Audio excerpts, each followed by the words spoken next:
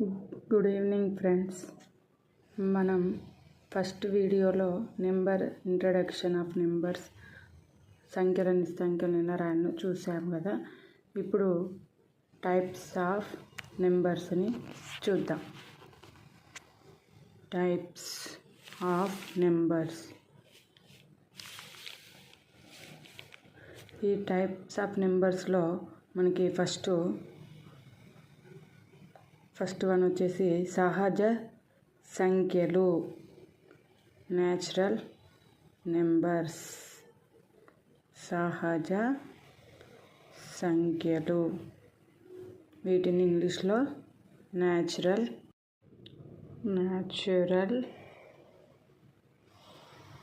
Numbers అని అంటారు. ఇప్పుడు ఈ సహజ సంఖ్యలు అనేటివి 1 నుండి స్టార్ట్ అవుతాయి. మనకు 1 నుంచి 1, 2, 3, 4 అట్లా. ఈ సహజ సంఖ్యలు ఎగ్జాంపుల్ 1, 2, 3, 4 ఇన్ఫినిటీ వరకు. ఈ సహజ సంఖ్యలలో మనకి అతి చిన్న సంఖ్య, అతి పెద్ద సంఖ్య ఏంటిదో చూద్దాం. వీటిలో అతి చిన్న సంఖ్య 1, అలాగే అతి పెద్ద సంఖ్య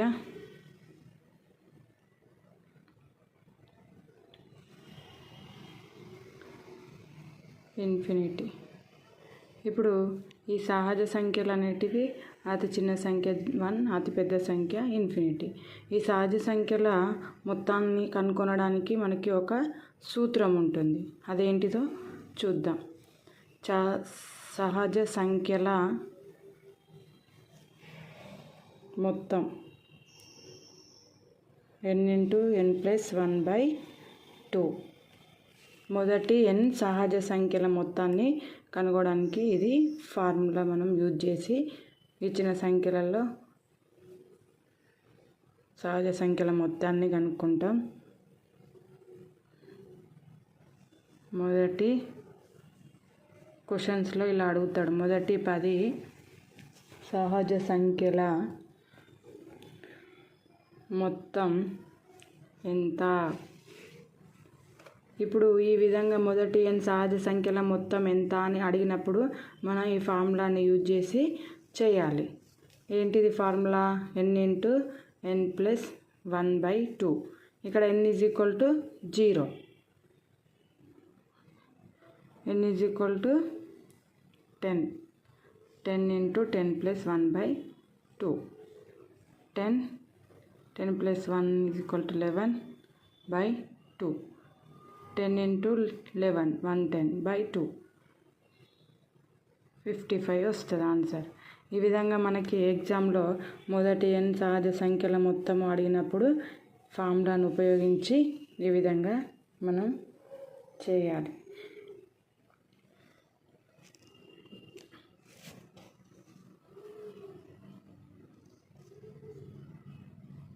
ఇప్పుడు ఇది వెరిఫై చేయడానికి మనం ఇక్కడ 1 నుంచి 10 వరకు సంఖ్యలని రాసుకున్నా. చూడండి, మొదటి n 10 సహజ సంఖ్యలు ఏంటి? 1 to 10 వరకు.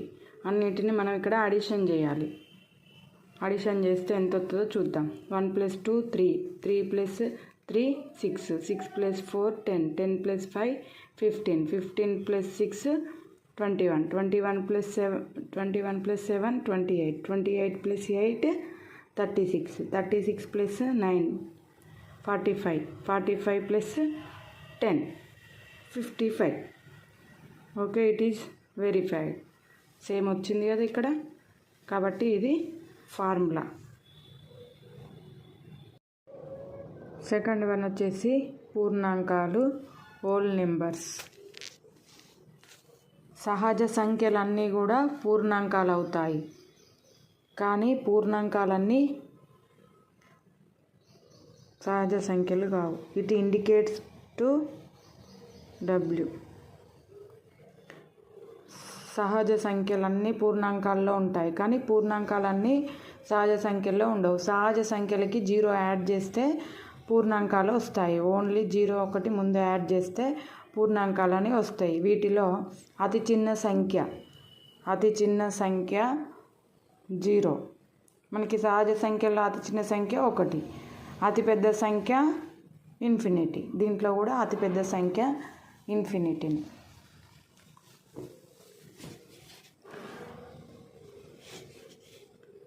ఇప్పుడు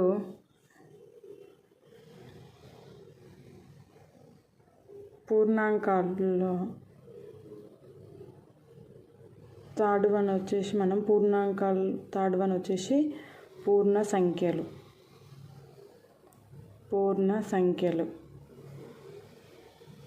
వీటిని ఇంటీజర్స్ అంటారు. Z లేదా Iతో సూచిస్తాం వీటిని. అయితే మనకు ఇంతవరకు ధన సంఖ్యల గురించే నేర్చుకున్నాం. మనకి ఆ ధన సంఖ్యలు మాత్రమే కాకుండా ఇంకా వేరే నెంబర్స్ అవసరం పడ్డది. ఒకవేళ ఢిల్లీలో చూడండి ఈ ఉష్ణోగ్రత ఎట్లుంటుంది, మైనస్లలో ఉంటుంది, 0 కంటే కూడా తక్కువ ఉంటుంది. అట్లాంటప్పుడు మనకు మైనస్ నెంబర్స్తోనే అవసరం అనేది ఏర్పడడం జరిగింది. కాబట్టి ఇప్పుడు మైనస్ నెంబర్స్ చూద్దాం. మైనస్ నుండి స్టార్ట్ అయితే 0 మళ్ళీ ప్లస్ నెంబర్స్ కలిపి ఉంటాయి. వీటినే పూర్ణ సంఖ్యలు అని అంటారు. ఇవి -ఇన్ఫినిటీ నుంచి స్టార్ట్ అవుతాయి. -3, -2, -1, 0, 1, 2, 3 టు ఇన్ఫినిటీ. ఇప్పుడు ఈ సంఖ్యలలో మనకి అతి చిన్న సంఖ్యను నిర్వచించలేము, అతి పెద్ద సంఖ్యను కూడా నిర్వచించలేము. రెండు కూడా ఇన్ఫినిటీనే ఉంటుంది. ఇప్పుడు ఇటు సైడ్ 0కి ఇటు సైడ్ ఉన్న సంఖ్యలని రుణపూర్ణ సంఖ్యలు అని అంటాం. 0కి ఇవతల సైడ్ ఉన్న సంఖ్యలని ధనపూర్ణ సంఖ్యలు అని అంటాం. 0 మాత్రం రుణపూర్ణ సంఖ్య కాదు, ధనపూర్ణ సంఖ్య కాదు. ఈ ఇచ్చిన సంఖ్యలలో 0 అనేది రుణపూర్ణ సంఖ్య కాదు, ధనపూర్ణ సంఖ్య కాదు. వీటిలలో అతి చిన్న సంఖ్య ఏంటిది? ఇక్కడ మనకి అతి చిన్న సంఖ్య ఇన్ఫినిటీ, అతి పెద్ద సంఖ్య కూడా ఇన్ఫినిటీనే. ఇవి పూర్ణ సంఖ్యలు. 0కి అటువైపు ఇటువైపున ఉంటాయి. 0 రుణపూర్ణ సంఖ్య కాదు, ధనపూర్ణ సంఖ్య కాదు. వీడితోనే I లేదా Z తోని సూచిస్తారు. నెక్స్ట్ 4th వన్ వచ్చేసి అకరణీయ సంఖ్యలు, రేషనల్ నెంబర్స్. ఒక నిమిషం పైన రాస్తా. అకరణీయ సంఖ్యలు, రేషనల్ నెంబర్స్.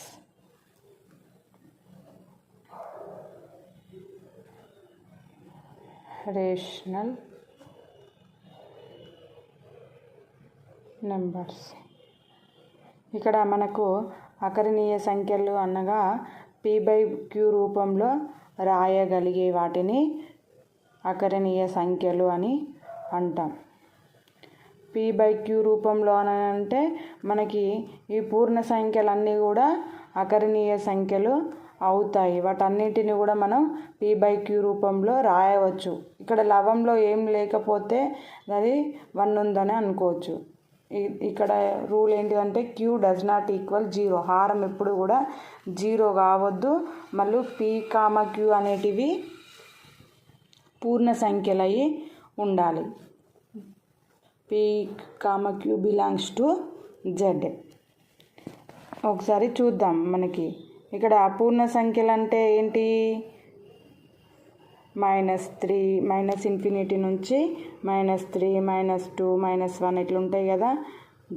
0, 1, 2, 3 డాష్. ఇక్కడ P/Q రూపంలో రాయడం అంటే -3. ఇక్కడ హారంలో ఏం లేకపోతే మనం ఇక్కడ ఏమనుకోవచ్చు? 1 ఉన్నట్టే. హారంలో ఏం లేకపోయినా కూడా 1 ఉన్నట్టే. కాబట్టి వీటిని మనం p/q రూపంలో రాయగలుగుతున్నాం. అయితే కాబట్టి ఇది ఏంటిది, p/q రూపంలో రాయగలుగుతున్నాం కాబట్టి ఇవి అకరణీయ సంఖ్యలు.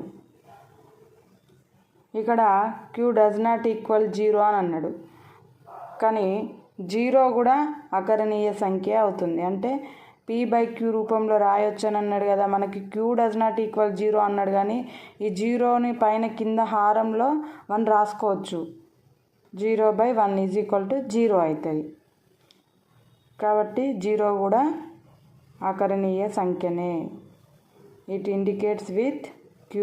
ఇది ఎట్లా గుర్తుంచుకోవాలంటే, మనం రేషన్ షాప్కి వెళ్ళినప్పుడు క్యూలో నిల్చుంటాం కదా, క్యూలో నిల్చొని రేషన్ బియ్యం తీసుకుంటాం కదా, అట్లా గుర్తుంచుకోండి. అకరణీయ సంఖ్యలని క్యూతోని సూచిస్తాము, మనం అట్లా గుర్తుంచుకోండి.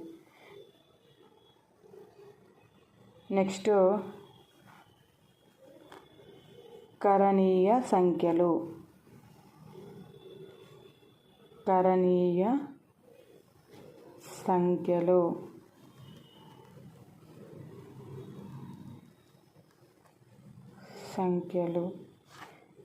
Irrational numbers.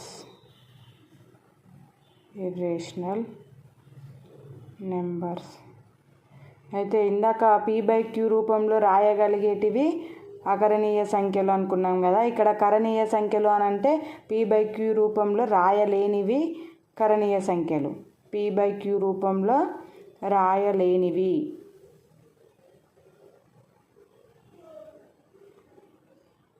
రాయలేనివి ఎగ్జాంపుల్ √2, √3, √4. √4 తీసుకుంటే అది కరణీయ సంఖ్య అవుతుందా అకరణీయ సంఖ్య అవుతుందా చూద్దాం. √4 అనేది ఏమవుతుంది, కరణీయ సంఖ్య అనేది కాదు. ఎందుకంటే √4 అనేది సంపూర్ణ వర్గమూలం అవుతుంది. అది 2 × 2, 2కి రూట్ కొట్టుడు పోతే అది 2 అవుతుంది. 2 అనేది మళ్ళీ ఏమవుతుంది, పూర్ణాంకం అవుతుంది. కాబట్టి ఇది కరణీయ సంఖ్య అనేది కాదు. కాబట్టి √4 అనేది ఇక్కడ మనకి కరణీయ సంఖ్య కాదు. ఏది √5 అవుతుంది, √6, √6 కూడా మనకి కరణీయ సంఖ్య అవుతుంది. √6, √8. నెక్స్ట్ √9 ఉంది. √9 కూడా అనేది 3 యొక్క వర్గమూలం. అక్కడ 3 × 3 వస్తుంది, సంపూర్ణ వర్గమూలం. కాబట్టి ఇది కూడా √9 అనేది కూడా కరణీయ సంఖ్య కాదు. ఇక్కడ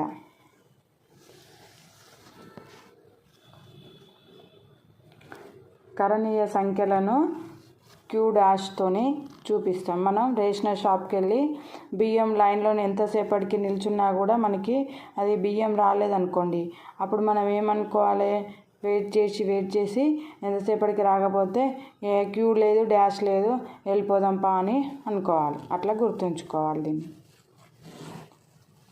నెక్స్ట్ వాస్తవ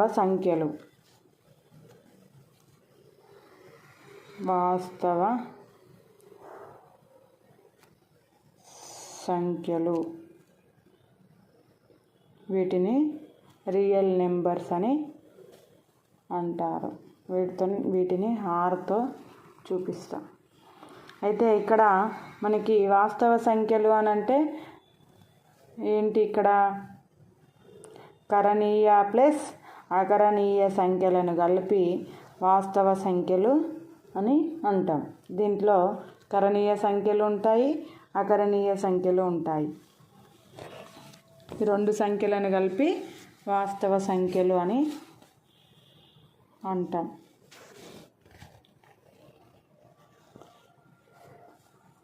ఇట్ ఇండికేట్స్ ఆర్ తోటి చూపిస్తాం. ఇక్కడ ఇప్పుడు మనం కరణీయ సంఖ్యలు ప్లస్ అకరణీయ సంఖ్యలు కలిపి వాస్తవ సంఖ్యలు అన్నాం కదా. ఈ సంఖ్యలలో మనకు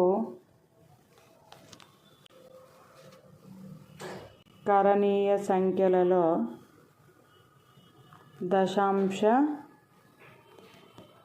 సంఖ్యలు ఈ దశాంశ సంఖ్యలు అనేటివి ఉంటాయి. ఈ దశాంశ సంఖ్యలు అనేటివి అంతం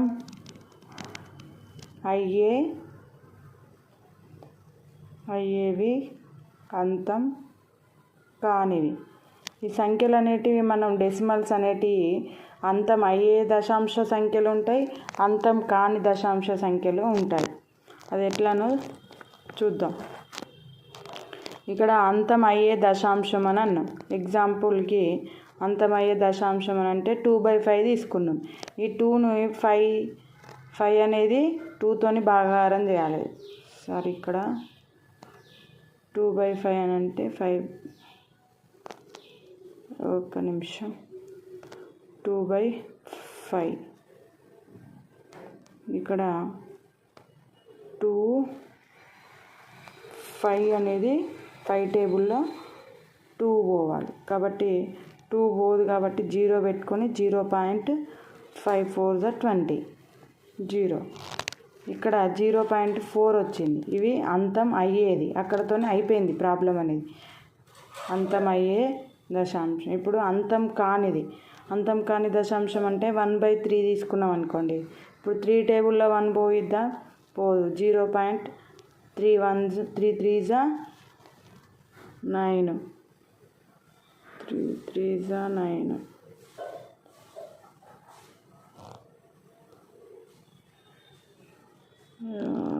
సారీ ఇక్కడ 9 వేయాలి, నేను 10 వేసిన. అన్నీ ఇవి 9s. 9 వేసుకోండి. అయితే 3 అనేది ఇక్కడ రిపీట్ అవుతుంది కాబట్టి 3 బార్ అని పెట్టుకుంటాం. ఈ అంతం కాని దశాంశాలలో కూడా మళ్ళీ అంతం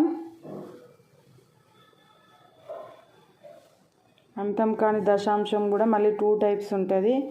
ఆవర్తనం అయ్యేవి, ఆవర్తనం కానివి.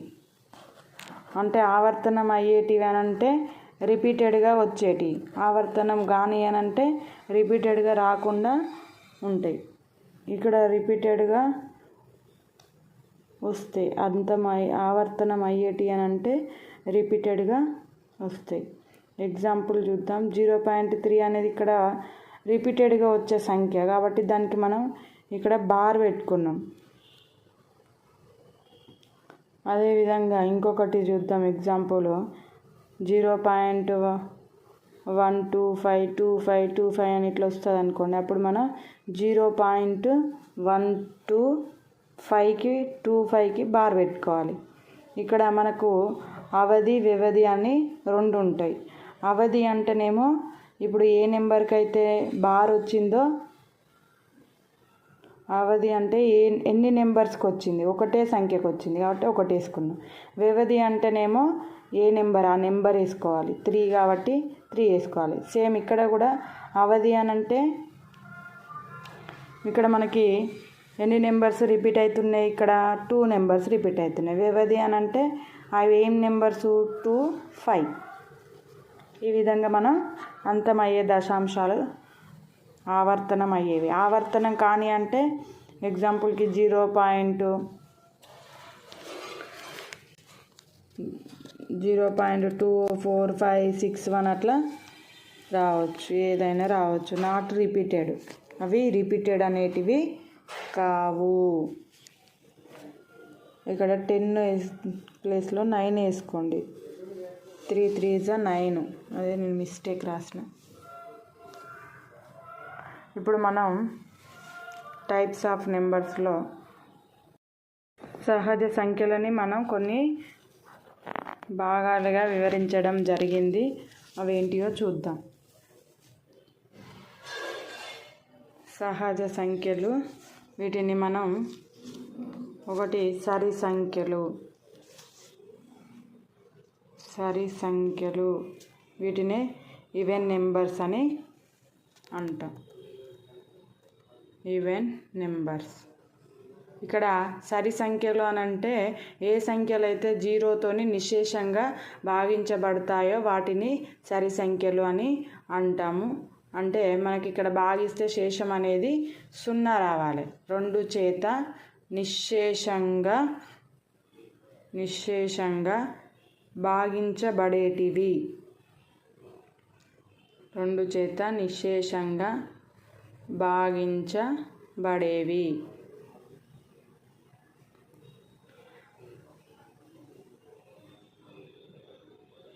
Divisible with 2. మనకి శేషం అనేది ఏం రావాలి? 0 రావాలి. ఎప్పుడైతే శేషం 0 వస్తుందో ఆ సంఖ్య అనేది రెండు చేత నిశ్శేషంగా భాగించబడినట్లు. ఎగ్జాంపుల్ 2, 4, 6, 8, 10.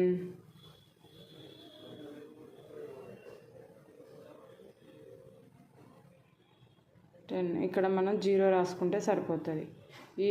ఈ నెంబర్స్ వన్స్ ప్లేస్లో ఉన్నట్లయితే ఇవి సారీ ఈ సరి సంఖ్యలు అనేటివి ఇట్లా రాసుకుంటూ పోవాలి. 10, 12 అంటే ఈ 2, 4, 0, 6, 8 అనేవి వన్స్ ప్లేస్లో ఉంటే అవి ఆటోమేటిక్గా రెండు చేత నిశ్శేషంగా భాగించబడతాయి అన్నట్టు. అయితే ఈ మొదటి n సరి సంఖ్యలను కనుగొనడానికి సూత్రం. మొదటి n సరి సంఖ్యల మొత్తం.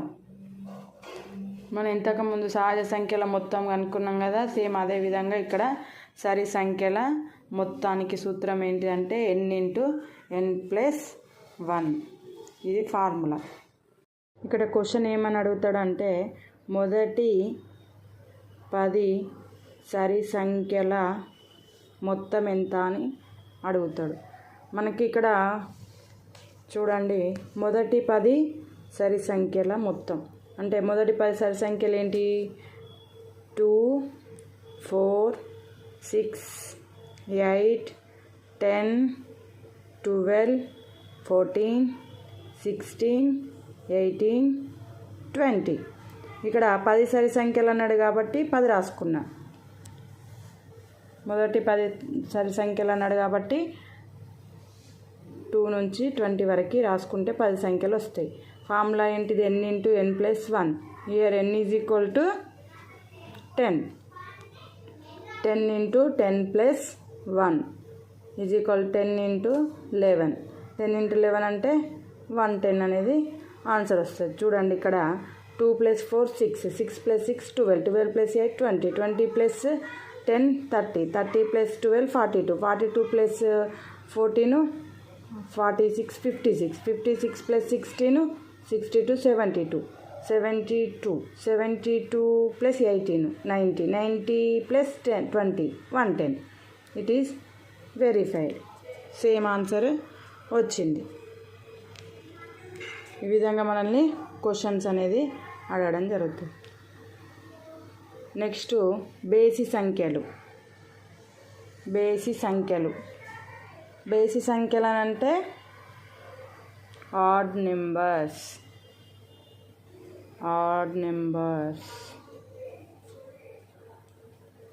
ఇక్కడ బేసి సంఖ్యలు అంటే మనం రెండు చేత నిశ్శేషంగా భాగించబడితే సరి సంఖ్యలు అని అనుకున్నాం కదా. రెండు చేత నిశ్శేషంగా భాగించబడకపోతే ఇక్కడ భాగించబడదన్నట్టు. రెండు చేత నిశ్శేషంగా భాగించబడితేనేమో సరి సంఖ్యలు, భాగించబడకపోతే బేసి సంఖ్యలు. రెండు చేత నిశ్శేషంగా భాగించబడనివి. ఇక్కడ ఏమవుతుందంటే శేషం అనేది 1 వస్తుంది. Not divisible with 2. Not divisible with 2. మనకి ఇక్కడ శేషం అనేది 1 వస్తుంది. సరి సంఖ్యలకైతేనేమో 0 వస్తుంది శేషం అనేది. ఇక్కడ బేసి సంఖ్యలకేమో శేషం అనేది 1 వస్తుంది. శేషం 1 వస్తే అవి బేసి సంఖ్యలు. అయితే సరి సంఖ్యలకైతే ఏ విధంగానైతే ఫార్ములా ఉందో అదే విధంగా బేసి సంఖ్యలకు కూడా మనకి ఫార్ములా ఉంటుంది. అదేంటిదో చూద్దాం. మొదటి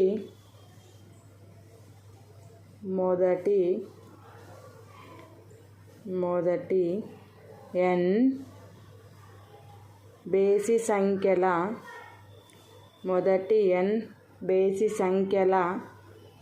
మొత్తం. మొదటి n బేసి సంఖ్యల మొత్తానికి మనకి ఇక్కడ ఫార్ములా ఏంటిది? n². మొదటి n బేసి సంఖ్యల మొత్తానికి ఫార్ములా వచ్చేసి n². ఇక్కడ క్వశ్చన్ ఏమని అడుగుతాడు, మొదటి 10 బేసి సంఖ్యల మొత్తం అని అడుగుతాడు. అంటే మనం 10² అని రాసుకోవాలి. 10 × 10 = 100. ఈ విధంగా మనల్ని క్వశ్చన్స్ అడగడం జరుగుతుంది. ఇదే విధంగా మనం నెక్స్ట్ ప్రధాన సంఖ్యలను చూద్దాం. ప్రధాన సంఖ్యలు, ప్రైమ్ నెంబర్స్.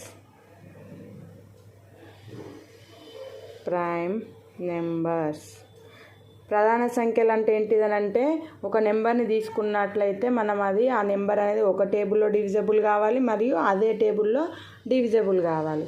ఈ విధంగా ఒక టేబుల్లో ఈ రెండిట్లలో మాత్రమే, ఒక టేబుల్లో మరియు అదే టేబుల్లో 2 టేబుల్స్లో మాత్రమే డివిజబుల్ అయితే అది ప్రధాన సంఖ్య అంటాం. ఇప్పుడు 2 తీసుకున్నా, 2 అనేది 1 టేబుల్లో పోతుంది, 2 టేబుల్లో పోతుంది. ఈ 2 టేబుల్స్లో మాత్రమే పోతుంది.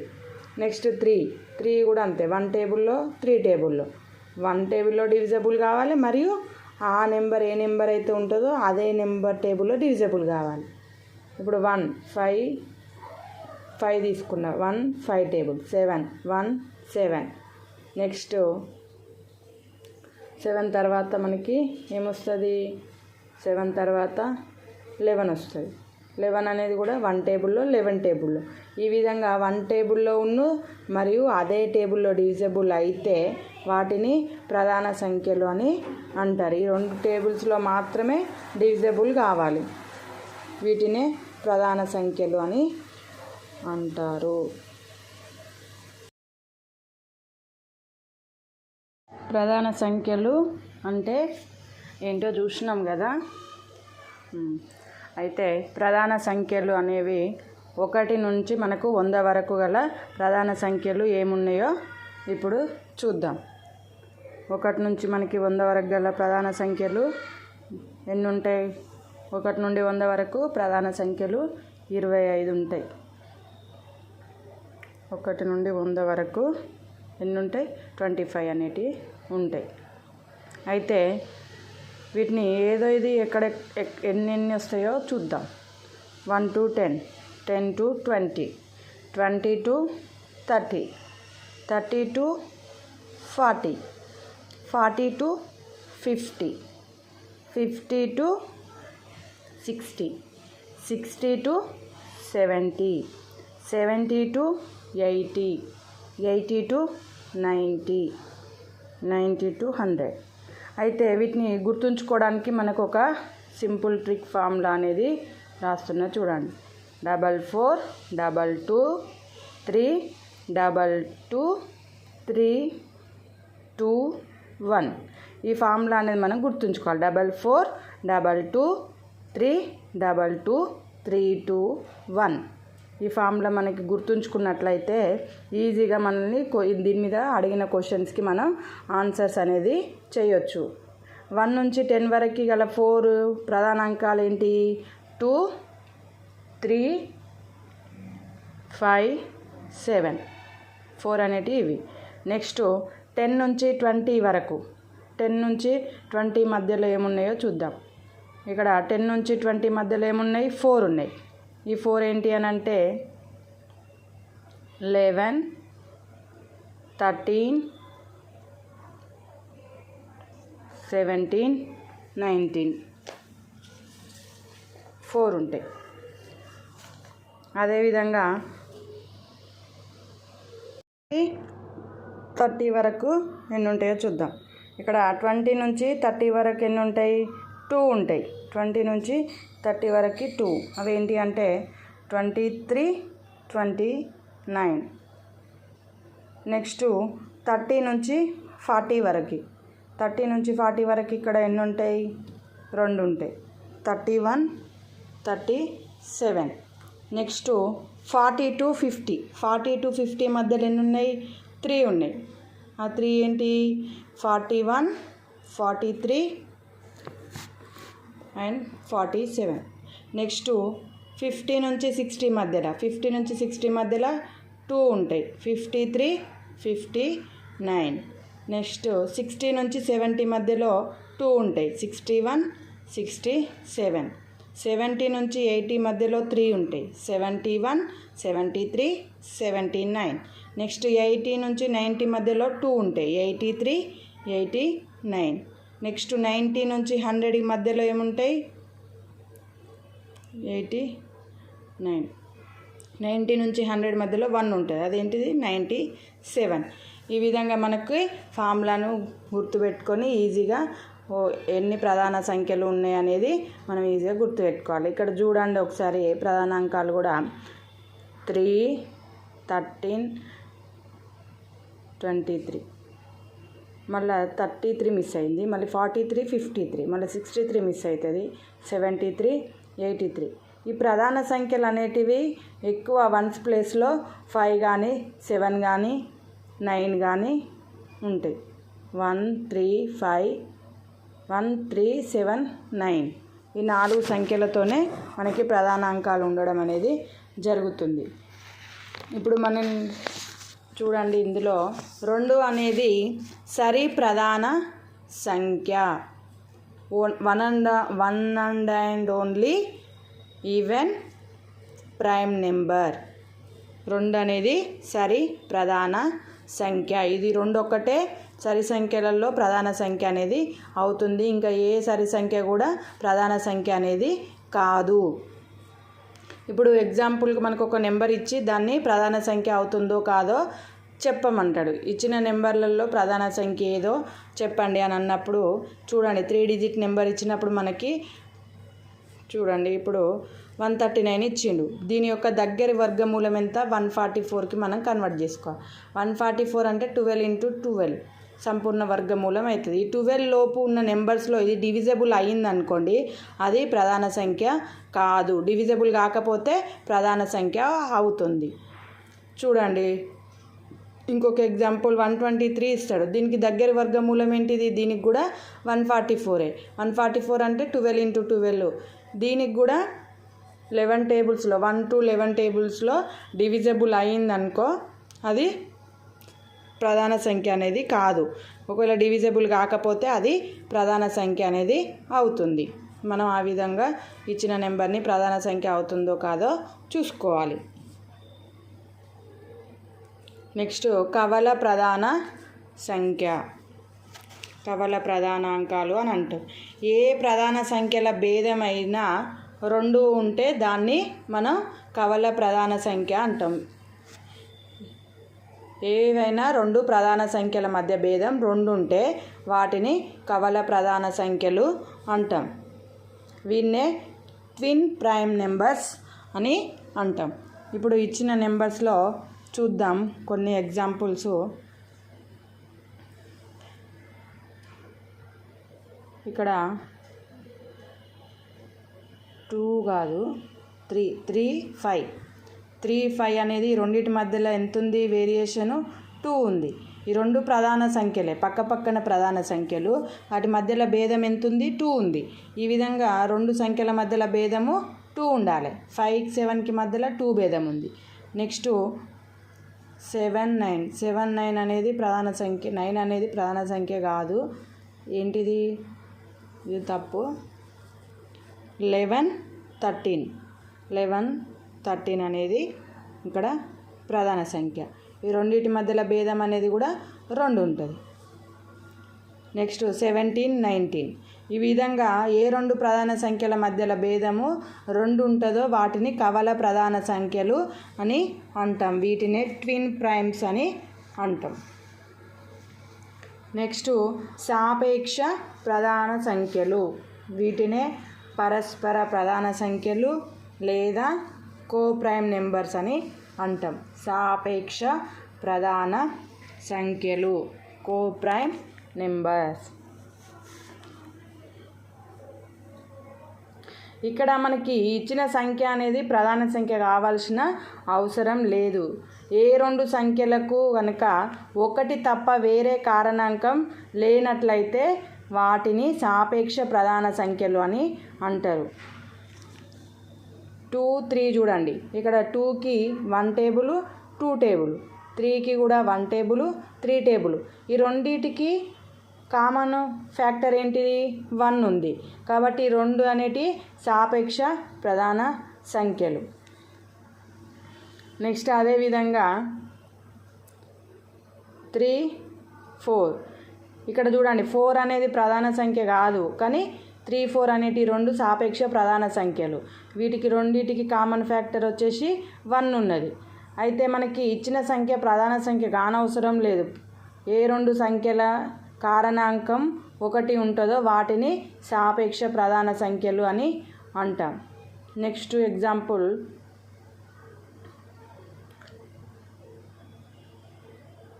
8, 4, 5 4, 5 కూడా దీనికి చూడండి 1, 2, 4 నెక్స్ట్ 1, 5 ఈ రెండింటికి కూడా ఏముంది ఉమ్మడి కారణాంకం అనేది 1 ఉంది కాబట్టి ఈ రెండు కూడా సాపేక్ష ప్రధాన సంఖ్యలు అవుతాయి. 8, 9 1, 2, 4, 8 1, 3, 9 ఈ రెండింటికి కూడా ఉమ్మడి కారణాంకం 1 ఉంది. ఏ సంఖ్యలైనా తీసుకోండి వాటి ఉమ్మడి కారణాంకం అనేది 1 ఉన్నట్లయితే వాటిని సాపేక్ష ప్రధాన సంఖ్యలు అని అంటారు. అవి ప్రధాన సంఖ్యలు కావాల్సిన అవసరం అనేది మనకు లేదు. వాటి ఉమ్మడి కారణాంకం 1 ఉంటే చాలు. నెక్స్ట్ సంయుక్త సంఖ్యలు అంటే ఏంటిదో చూద్దాం. సంయుక్త సంఖ్యలు వీటినే కాంపోజిట్ నెంబర్స్ అని అంటాం.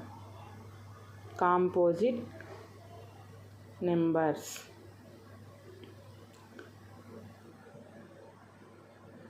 ఇక్కడ సంయుక్త సంఖ్యలు అని అంటే ఏంటి అంటే ఒక సంఖ్యకు 2 కంటే ఎక్కువ కారణాంకాలు కలిగి ఉన్న దానిని ఒక సంఖ్యకు 2 కంటే ఎక్కువ కారణాంకాలు ఉంటే దానిని సంయుక్త సంఖ్య అంటాం. ఇప్పుడు మనకి సంయుక్త సంఖ్య అనేది 4తోని స్టార్ట్ అవుతుంది. ఎందుకంటే 1, 2, 3 వీటికి ఒక 2 కారణాంకాలు ఉంటాయి. 4కి మాత్రమే 2 కంటే ఎక్కువ కారణాంకాలు ఉంటాయి. ఇక్కడ చూడండి 1, 2, 4 టేబుల్లో పోతుంది. అంటే 3 కారణాంకాలు ఉన్నాయి. 2 కంటే ఎక్కువ కారణాంకాలు ఉన్నదాన్ని మనం సంయుక్త సంఖ్య అంటాం. 4, 6, 8, 9, 10 ఇవన్నీ కూడా సంయుక్త సంఖ్యలు. ఇక్కడ 10 చూడండి 10కి ఎన్ని ఉంటాయి 1, 2, 5, 10 4 కారణాంకాలు ఉన్నాయి. ఈ విధంగా 2 కంటే ఎక్కువ కారణాంకాలు ఉన్న వాటిని సంయుక్త సంఖ్యలు అని అంటాం. ఈ సంయుక్త సంఖ్యలలో అతి చిన్న సంఖ్య సంయుక్త సంఖ్యలు అనేటివి 4తో స్టార్ట్ అవుతాయి కాబట్టి ఈ సంయుక్త సంఖ్యలలో అతి చిన్న సంఖ్య ఏమవుతుంది 4 అవుతుంది. అతి చిన్న సంయుక్త సంఖ్య 4. నెక్స్ట్ అతిపెద్ద సంయుక్త సంఖ్య. అతిపెద్ద సంయుక్త సంఖ్య అనేది మనం ఇక్కడ నిర్వచించలేము ఇన్ఫినిటీ. ఓకే ఇది థ్యాంక్ యూ ఫర్ వాచింగ్.